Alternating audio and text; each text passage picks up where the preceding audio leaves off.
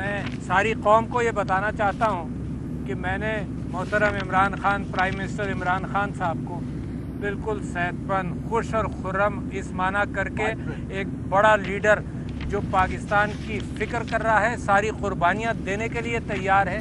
और ये भी मैं आपको बताऊं कि ये वो लीडर है जो दुनिया में इस वक्त सबसे ज़्यादा पॉपुलर आदमी है। क्यों? इस वजह से मैं आपसे कहना चाहता हूं कि पाकिस्तान के अंदर अगर कोई भी सर्वे हो जाए, इस इलेक्शन ने साबित कर दिया कि 70 से 80% तक इमरान खान साहब की पॉपुलैरिटी है। इस वक्त दुनिया में कोई लीडर ऐसा नहीं है, कोई लीडर ऐसा नहीं है जो इतनी बड़ी पॉपुलैरिटी हासिल करता हो। तो इमरान खान साहब ने सारी, मैंने उनसे हिदायत सुनी है। ख़ास तौर पर मैं आपसे ये कहना चाहता हूँ कि उनको इस बात का बड़ा अफसोस था कि ये जो प्रेस कॉन्फ्रेंस की गई, इसके अंदर फ़ौज को बहस की बुनियाद बना दिया गया। इसके अंदर ये बात भी हो गई, और फ़ौज के हवाले से एक आर्गूमेंट मैं देना चाहता हूँ जो उमर अयूब साहब ने भी दिया, मैं भी देना चाहता हूँ कि ये कहा गया कि फ़ौज के अंदर के जो लोग मुलव्वस थे 9 मई के अंदर, उनको सज़ा दे दी गई। मगर मेरा सवाल ये है कि ख़ुद भी आपने यही कहा कि सारी फ़ौज तो मुलव्वस नहीं थी, सारी फ़ौज को तो सज़ा नहीं दी, मगर पाकिस्तान तहरीक इंसाफ के चंद लोगों के ऊपर आपने इल्ज़ाम लगाया और सारी पार्टी को बंद करने की फ़िक्र में है, सारी पार्टी के ऊपर इल्ज़ाम लगा दिया।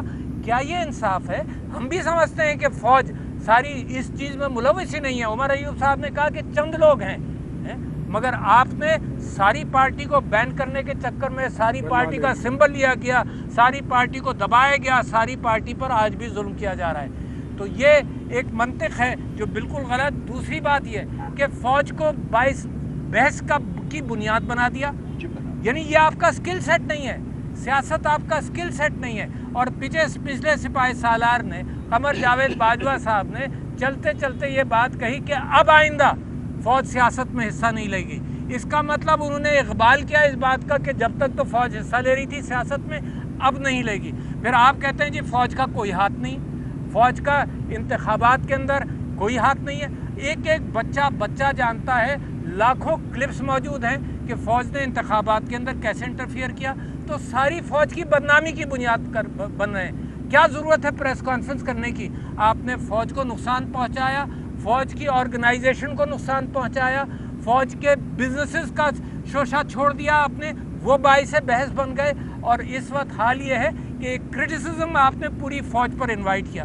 चंद लोगों का काम है, इलेक्शन के अंदर जो मैंडेट छीना गया उसकी जिम्मेदारी सब लोग जानते हैं। हज़ारों क्लिप्स मौजूद है जिसके अंदर कुछ अहलकार जिम्मेदार हैं, कुछ अहलकार मौजूद हैं। और जब आप आकर ये कहेंगे कि नहीं ऐसे हम लोग मौजूद, कोई फ़ौज का इसमें हाथ नहीं है, फ़ौज का यकीनन हाथ नहीं है, मगर कुछ लोगों का फ़ौज के अंदर से कुछ लोगों का हाथ उसके अंदर है। तो मैं समझता हूँ कि पाकिस्तान के हालात के अंदर इस बात का इम्कान है। तीसरी बात आपने ये कही कि जी माफ़ी मांगी जाए, तो मुझसे का सवाल हुआ लाहौर में, तो मैंने ये कहा कि माफ़ी वो मांगे जिस पर जुल्म हो रहा है, या माफ़ी उनको मांगनी चाहिए जो जुल्म की बुनियाद बन रहे हैं। ये बड़ा अहम नुक्ता है।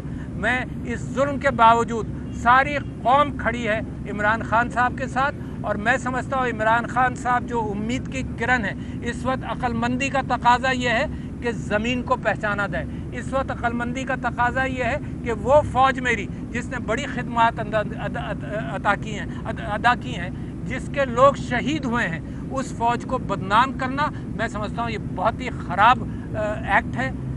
और इस अंदाज से ना आपका स्किल सेट है सियासत, ना सियासत में इंटरफेरेंस होना चाहिए। और सियासत से दूर रहकर जिन लोगों को कौम ने मैंडेट दिया है उनके ऊपर भरोसा करें। ये सोचना और ये कहना कि नहीं 70% पाकिस्तान के लोग और नौजवान गलत हैं और हम चंद लोग सही हैं, ये तो बिल्कुल एक गलत मंतिक है जो तबाही की तरफ ले जाएगी।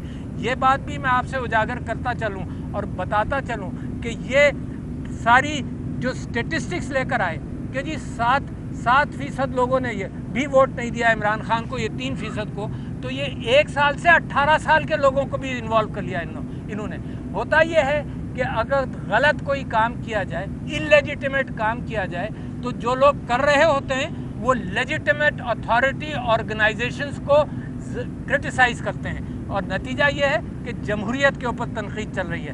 انسٹیٹیوشن آف جمہوریت کا ایک نیا انٹرپریشن دے رہے ہیں کہ جی یہ 31% لوگوں نے ووٹ دیا. میں کہتا ہوں اگر فارم 45 پر دیکھا جائے تو 50-60% لوگوں نے ووٹ دیا. اگر اور 18 سال سے نیچے کے بچوں کو دیکھنا ہے تو 80-90% جو ہیں وہ عمران خان کے ساتھ ہوں گے. تو کون سے کھاتے آپ کھول رہے ہیں؟ یعنی ایسے بولنا جو سکل سیٹ آپ کا نہیں ہے، سیاست آپ کا کام نہیں ہے. جب سیاست میں بولیں گے تو نتیجہ یہ ہوگا کہ لوگ پتھر کے گھر کے اندر رہ کر جب اینٹیں پھینکو گے تو شیشے کے گھر میں رہتے ہوئے جب اینٹیں پھینکو گے تو پتھر واپس آئیں گے. تو خدا کے واسطے میری فوج کو بچائیں، خدا کے واسطے ایسا نہ کریں کہ میرے انسٹیٹیوشنز کو تباہ کریں. یہ انسٹیٹیوشنز ہمارے ہیں، یہ انسٹیٹیوشنز قوم کے ہیں. اور اگر یہ کہا جائے کہ جی یہ ادارے اور یہ بزنسز فوج کے چل رہے ہیں، اس میں کسی سے پیسہ نہیں لیا گیا، تو پاکستان کے ٹیکس پر، پاکستان کے ٹیکس ایگزمپشنز پر، پاکستان کی زمینوں پر یہ انسٹیٹیوشن چل رہے ہیں. یہ انسٹیٹیوشنز ہمارے ہیں، اس سے ہمیں بالکل کوئی انکار نہیں. اور میں اس بات سے اتفاق کرتا ہوں کہ جو 9 مئی کے ذمہ داران ہیں، تحقیقات کرو اور تحقیقات کر کے سب کو قرار واقعی سزا ملنی چاہیے. اس میں ہمارا اتفاق ہے. تو میں آپ کا شکریہ ادا کرتا ہوں اور یہ پیغام، اور میں میڈیا سے گزارش کرتا ہوں کہ حق اور انصاف کے ساتھ کھڑے ہو. راستہ بہت کلیئر ہے، بات کرنی پڑے گی. جو قوم جس 80% لوگوں کے نمائندوں سے بات کرنی پڑے گی.